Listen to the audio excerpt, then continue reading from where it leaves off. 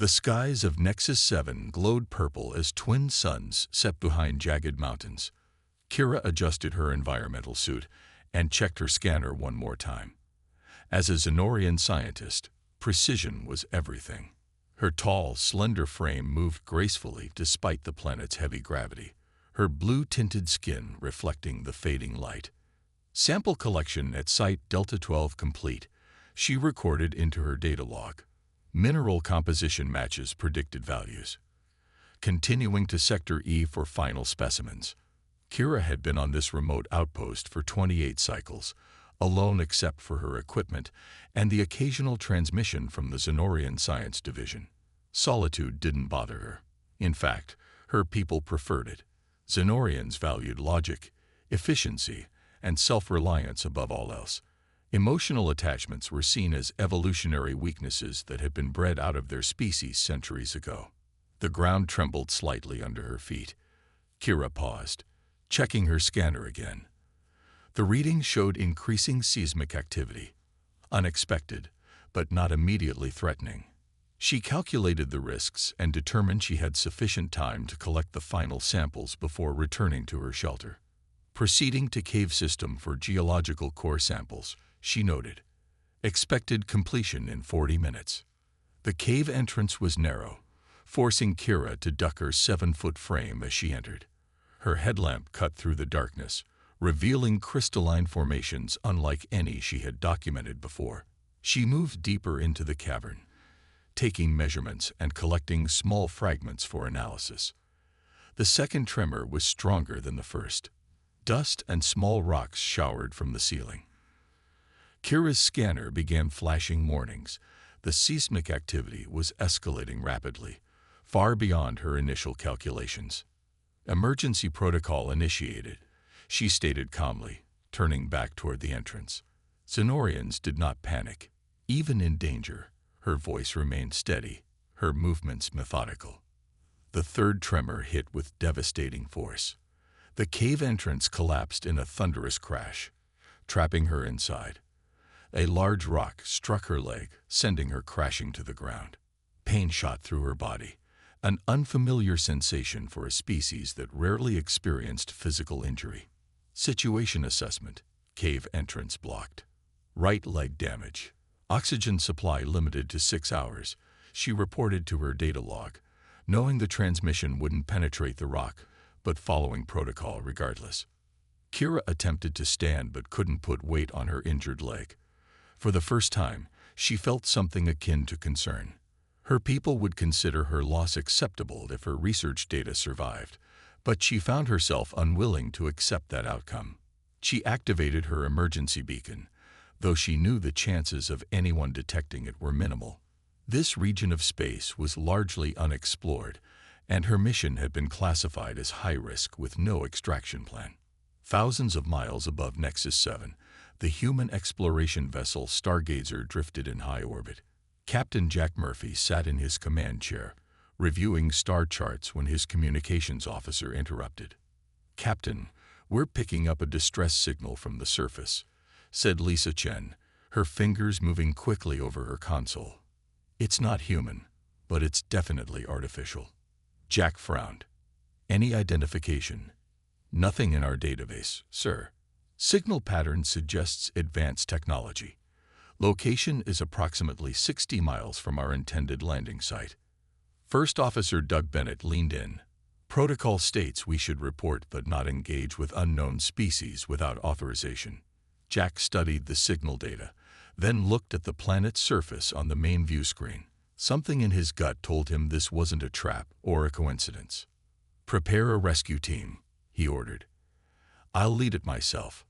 "Sir," Bennett objected, "regulations clearly state." "Someone down there needs help," Jack said firmly.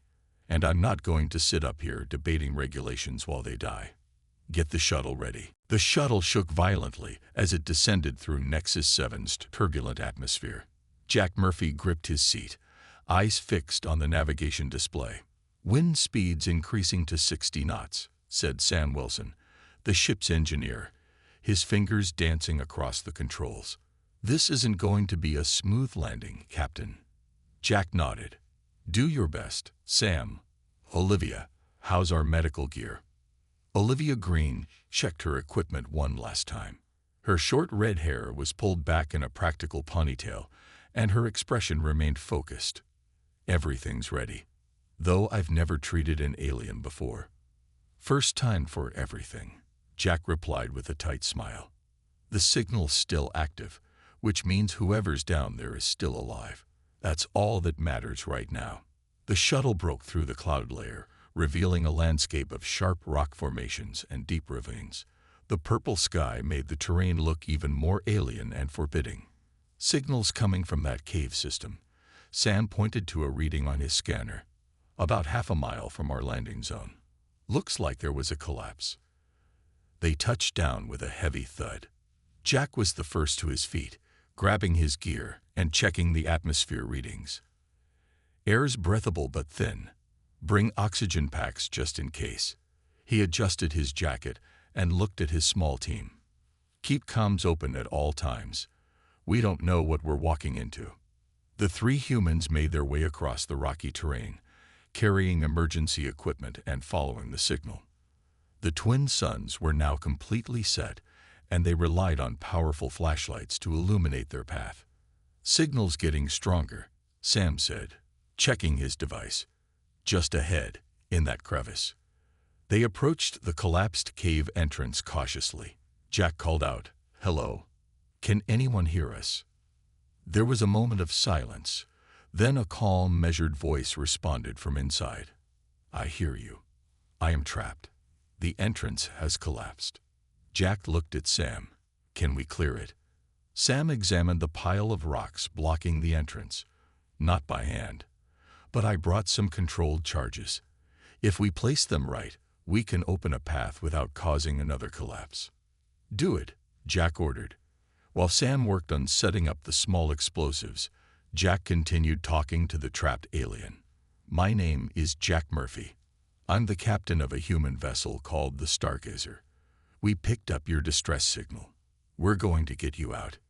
"Human?" The voice sounded confused. "Your species is not known in this sector. I am Kira, research scientist from Zenoria. My leg is injured. We have a medic with us," Jack assured her. "Just stay calm. We'll have you out soon." Sam finished placing the charges. "Ready, Captain." Everyone back to a safe distance. They retreated, and Sam triggered the explosion. It was surprisingly quiet, more of a sharp crack than a boom, but effective. The rocks shifted and crumbled, creating a small opening. "I'll go in," Jack said, already moving forward before the dust had settled. "Captain, we don't know if it's stable," Olivia warned. Jack ignored her concern, squeezing through the opening with a flashlight. Inside, the cave was still shifting and groaning. Small rocks continued to fall from the ceiling. His light beam found Kira, a tall, blue-skinned being with large, silvery eyes, pinned beneath a boulder. "I'm here to help," Jack said, approaching carefully. Another tremor hit, stronger than before. The cave roof began to give way directly above Kira. Without hesitation, Jack lunged forward, throwing himself over the alien as rocks crashed down around them. He felt a sharp pain as something struck his back, but he remained positioned protectively over Kira. When the dust cleared, Kira stared up at him with wide, uncomprehending eyes. "You risked injury to protect me. Why?" Jack didn't answer immediately. Instead, he shifted his attention to the boulder pinning her leg. "Sam, I need help in here. And bring the hydraulic lift." Sam squeezed through with the equipment, and together they freed Kira's leg. Jack carefully lifted the alien scientist, carrying her toward the exit despite his own injury. "Why?" Kira asked again as they emerged into the night air. Jack finally answered, his voice strained but gentle. "Because that's what humans do. We help." The medical bay of the Stargazer hummed with activity as Olivia Green worked on Kira's injured leg. The Zenorian lay perfectly still on the examination table, her silver eyes tracking every movement the human medic made. "The bone structure is different from ours," Olivia muttered, studying the scan results. But the break is clean. I can set it.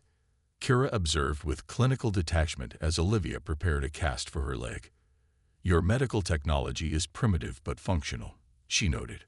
I estimate recovery will take 14 days based on Zenorian healing rates. Olivia smiled slightly. Well, at least you're not in shock. That's a good sign. Zenorians do not experience shock, Kira replied. It is an inefficient response to trauma. The door slid open, and Jack Murphy entered. His back was bandaged where rocks had struck him during the rescue, but he moved with purpose, stopping at Kira's bedside. How's our guest doing? He asked Olivia. She'll recover fully. The bones already starting to knit together. Faster healing than humans. Jack nodded and turned to Kira. Glad to hear it. We've contacted our command to report first contact with your species. They're excited. Kira's expression remained unchanged. I have transmitted data to my research division. They have acknowledged receipt and instructed me to continue observation until extraction is possible. Observation. Jack raised an eyebrow. Yes, this is an unprecedented opportunity to study human behavior. Kira's tone was matter-of-fact. Your actions are puzzling. Jack pulled up a chair and sat beside the bed. How so? You risked your physical well-being to save me, a stranger of no relation or value to you. Kira's large eyes narrowed slightly. This defies logical behavior patterns. The potential loss of a ship's captain to save an unknown alien is an unacceptable risk calculation. Jack exchanged glances with Olivia, who shrugged and continued her work. That's not how we see it, Jack explained. Human cultures generally value all life. We help others when they're in danger because it's the right thing to do. Right. Kira tested the unfamiliar concept. This is a moral judgment, not a practical one. I suppose it is. Kira seemed to process this.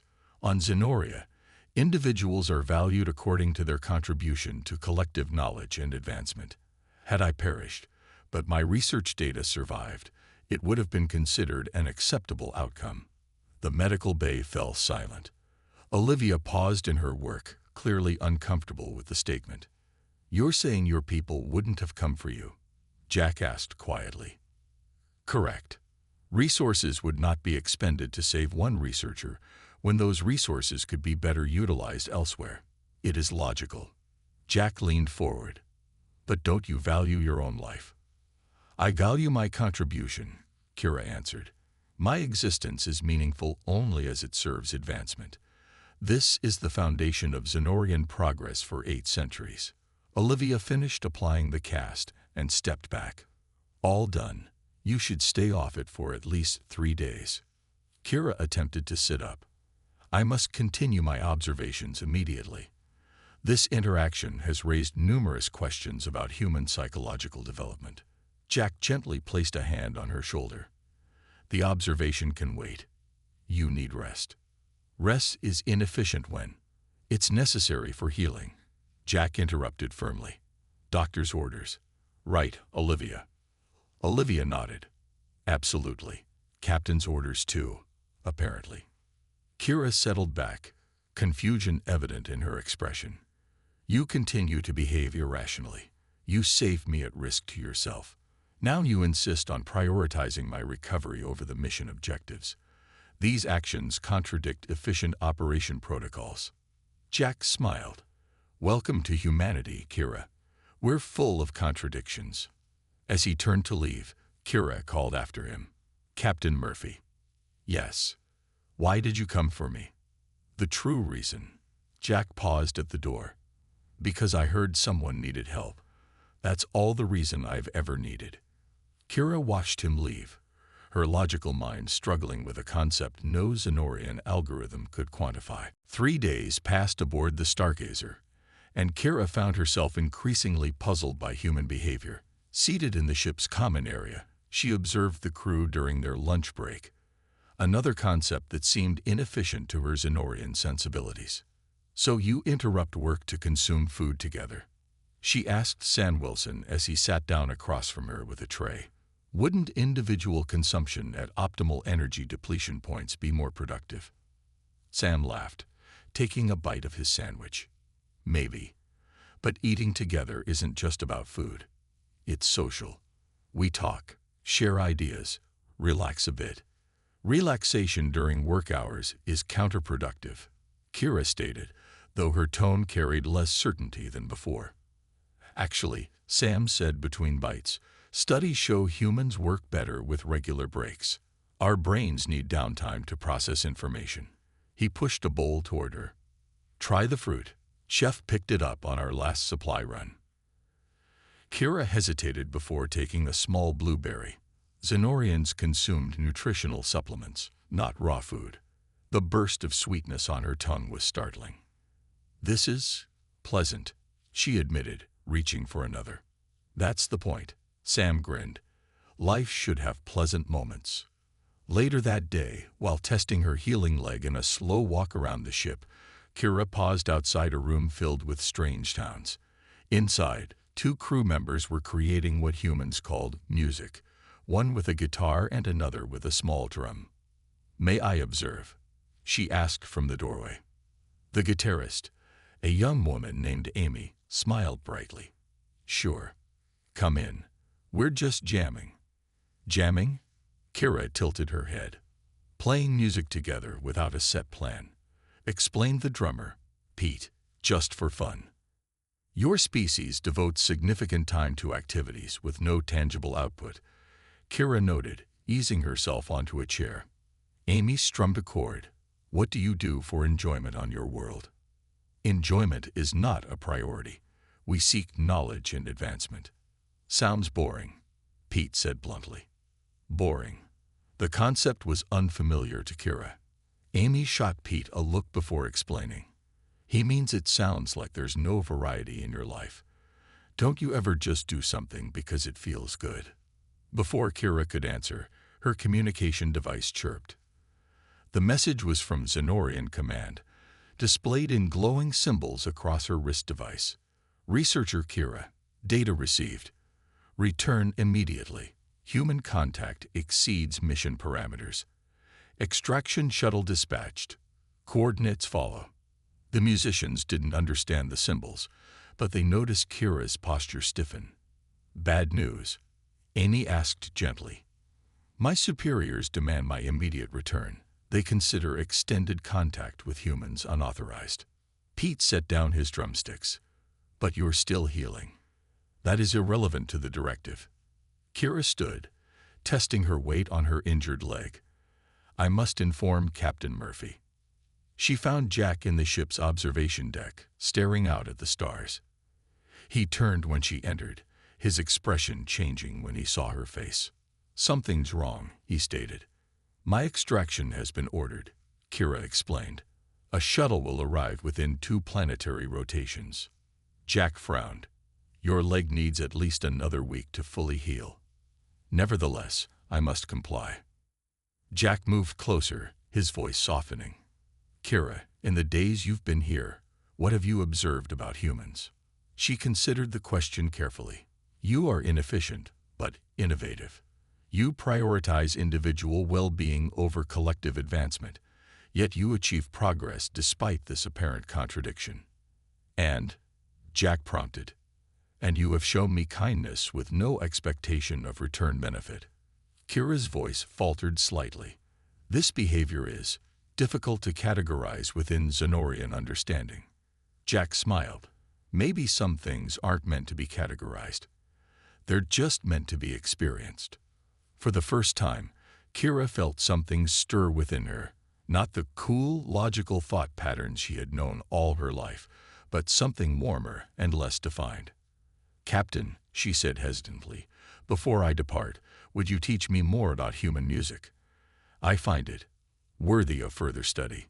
Jack's smile widened. I'd be happy to. And I think you just made your first preference choice based on enjoyment rather than duty. Kira blinked, realizing he was right. The thought was both disturbing and strangely liberating. The warning sirens blared throughout the Stargazer, jerking Kira awake from her first experience with what humans called dreaming. She moved quickly despite her injured leg, making her way to the bridge where crew members rushed between stations. "Status report," Jack ordered as he entered just behind Kira, pulling the uniform jacket over his shirt. "Massive solar flare from the primary star," Lisa Chen reported from her console. "It's unleashing a radiation storm unlike anything we've seen. ETA 4 hours. Sam Wilson looked up from the engineering station, his face grim. "Our shields can handle it, but we'll need to divert all power. Life support will be minimal." Jack nodded, then noticed Kira. "Your shuttle. It entered the system 1 hour ago," Kira confirmed. "Standard Xenorian vessels have minimal radiation shielding. They are not designed for stellar events of this magnitude. Can you warn them?" Kira touched her wrist communicator, sending a rapid series of signals. After a moment, symbols flashed across the small screen. They acknowledge the danger but are continuing approach. They state their mission parameters require my immediate extraction, regardless of risk. "That's suicide," Jack argued. "The radiation levels will kill everyone aboard. Xenorian protocols prioritize mission completion above individual survival." Kira's voice was flat, but something in her eyes had changed during her time with the humans. Jack turned to Sam. "Options. We could extend our shields to protect both vessels, but we'd need twice the power." Sam ran calculations on his screen. "Even with everything diverted, including life support, we'd be about 30% short." Lisa interrupted. "Captain, incoming transmission from the Xenorian vessel." The main screen activated, showing a stern-faced Xenorian commander. "Human vessel, this is Command Officer Vex of the Xenoria Science Division. You will release researcher Kira immediately. Your interference has already compromised valuable research objectives." Jack stepped forward. "This is Captain Murphy. We're facing a Class X solar event. Your shuttle doesn't have adequate shielding. I suggest you dock with our vessel until it passes." "Negative. Such delay is unacceptable. Researcher Kira will transfer to our shuttle immediately. Her data is required."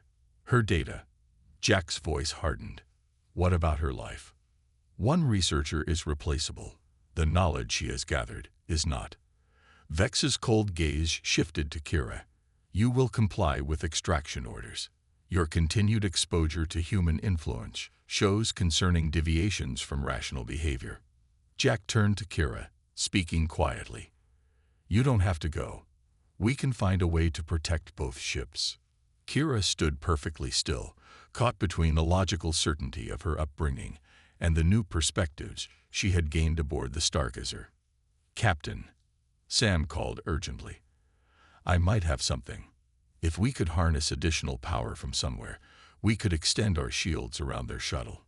"What additional power source?" Jack asked.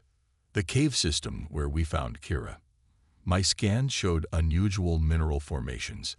They might be energy conductors. If we could set up a temporary collection array, we'd need to go back to the surface." Jack finished, understanding immediately. "During a solar storm," Lisa objected, "the radiation exposure would be extreme, even with suits." On screen, Commander Vex interrupted. "This discussion is irrelevant.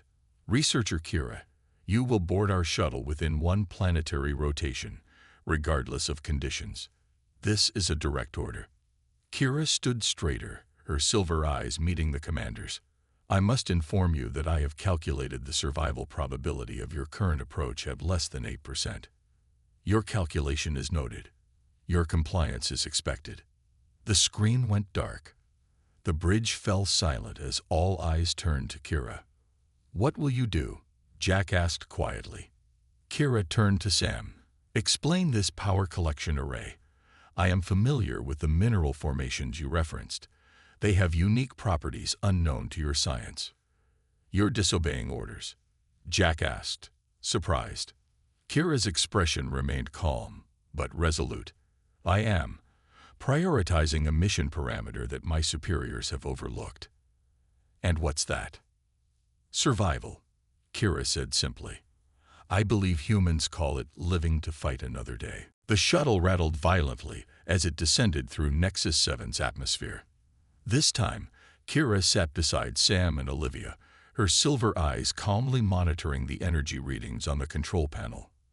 Radiation levels are already climbing, Olivia noted, checking her environmental suit one last time. We'll have 30 minutes on the surface. Max. The Zenorian shuttle is maintaining orbit on the far side of the planet, Sam added.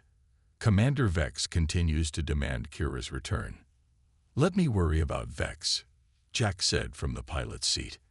Kira, are you sure about this? You're defying direct orders from your superiors.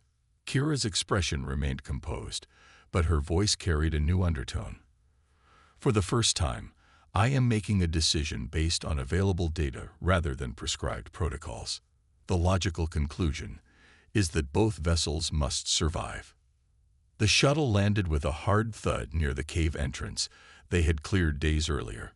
Outside, the sky had turned an ominous deep purple, with flashes of energy visible in the upper atmosphere. Radiation suits on, full protection, Jack ordered as they prepared to exit.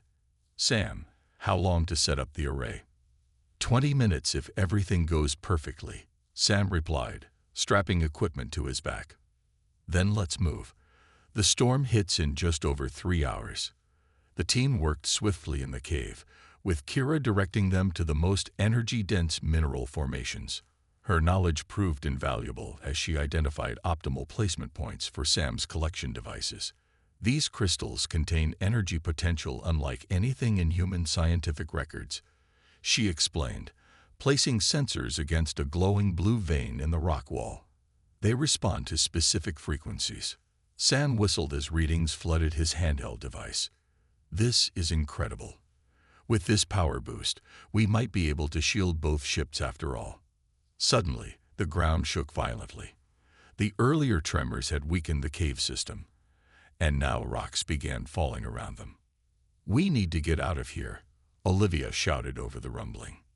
Not yet, Sam replied, frantically connecting the final components. The array needs to be activated on site before we can transmit power to the ship. Another violent shake sent larger rocks crashing down. One struck the main control unit, damaging its activation mechanism. Manual activation is now required, Kira stated, examining the damaged unit. Someone must remain to initiate the sequence. Jack immediately stepped forward. I'll do it. The rest of you, get back to the shuttle. Captain, the radiation exposure, Olivia began. That's an order. Jack cut her off. Get moving. I'll be right behind you.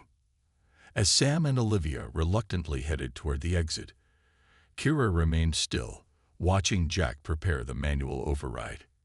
You would sacrifice yourself, she observed, even knowing your survival chances are minimal. Jack didn't look up from his work, part of being a captain. No, Kira said firmly. It is part of being human. Before Jack could respond, Kira moved with unexpected swiftness. She pushed him aside and placed her hands on the activation panel. Kira, what are you doing? Jack demanded. Zenorian physiology has greater radiation resistance than humans, she stated calmly. My choice is logical. Jack shook his head. I'm not leaving you here. Then we both stay, Kira replied. But that would be inefficient. Their eyes met, and something passed between them. A recognition that transcended their different species and cultures. Together, Jack finally said, we do this together. Working side by side, they completed the activation sequence as the cave continued to collapse around them. When the final connection was made, energy surged through the array, creating a blinding flash. At that moment, the largest tremor yet shook the cave. The ceiling directly above them gave way. Without hesitation, Jack threw himself over Kira, shielding her from the falling debris. The weight of the rocks drove them both to the ground. Pain shot through Jack's body as his oxygen tank was crushed, the air supply hissing away. Why? Kira asked, her voice barely audible through the dust and noise. Why do you continue to place my life above yours? Jack's breath came in painful gasps as he looked at her. Because that's what we do, for people we care about. Kira's silver eyes widened with understanding. With unexpected strength, she shifted their positions, taking some of the weight off Jack's injured body. Then I will do the same, she said, reaching for his emergency beacon, because I have learned from humans that some things are worth saving. As consciousness began to fade, Jack saw Kira's determined face through a haze of pain. For the first time since he'd met her, the Zenorian scientist was smiling. Jack opened his eyes to the familiar hum of the Stargazer's medical bay. Pain radiated through his chest with each breath, but he was alive. Turning his head slightly, he saw Kira seated beside his bed, her silver eyes focused on a data pad. How long? He managed, his voice rough. Kira looked up immediately. You have been unconscious for 4 days, 7 hours, and 22 minutes. Your injuries were severe but not fatal. 3 broken ribs, punctured lung, fractured collarbone. The ship, the crew, safe. The energy array worked. Both the Stargazer and the Zenorian shuttle survived the solar storm with minimal damage. Jack attempted to sit up but winced at the sharp pain. And Commander Vex. Something close to amusement flickered across Kira's face. He is displeased. I have refused direct extraction orders 7 times. You're staying. Until you recover. Kira set down her datapad. It is my responsibility, as I have determined that your injuries were sustained protecting me. Jack smiled weakly. Sounds almost like you care. I am. Studying the phenomenon. Kira hesitated. I have begun documenting human compassion as a potential evolutionary advantage rather than a weakness. The evidence suggests your species' willingness to protect others has survival benefits I had not previously considered. The door slid open as Olivia entered, carrying medical supplies. Her face brightened seeing Jack awake. About time, Captain. Your alien friend hasn't left your side for more than a few minutes since we pulled you both from that cave. Is that right? Jack glanced at Kira, who appeared suddenly interested in adjusting her leg cast. She's been quite the researcher, Olivia continued, checking Jack's vital signs. Asking everyone about human emotions, relationships, how we make decisions. She's practically an anthropologist now. Xenologist, Kira corrected. The study of alien cultures is. She stopped as Jack reached out and gently touched her hand.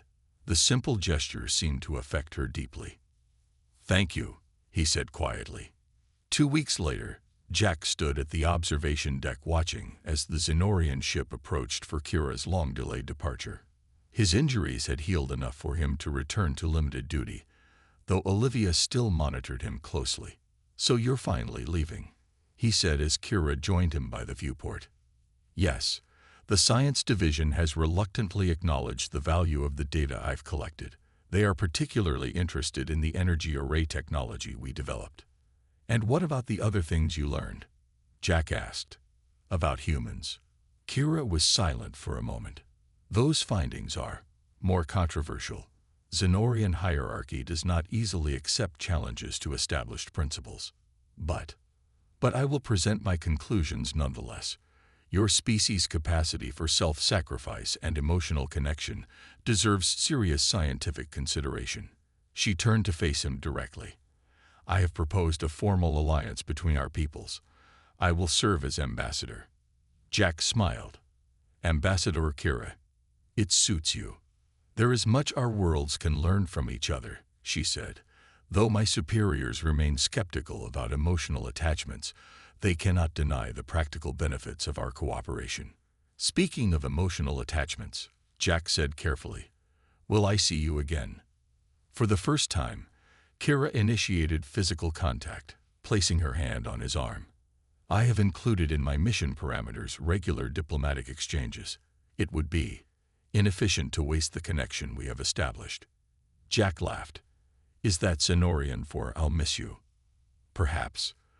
A small smile formed on her lips. I am still learning the proper terminology." As the docking procedure began, Kira looked once more at the human who had saved her life, and in doing so, changed her forever. "Jack Murphy," she said formally, "you have taught me that logic alone is insufficient. There are times when the heart must guide the mind." "And you've taught me that different doesn't mean incompatible," he replied. "Safe travels, Ambassador. Until next time." As Kira boarded her ship, she carried with her not just scientific data and diplomatic credentials, but something no Zenorian had ever brought home before, the understanding that across the vastness of space, compassion might be the most powerful force of all.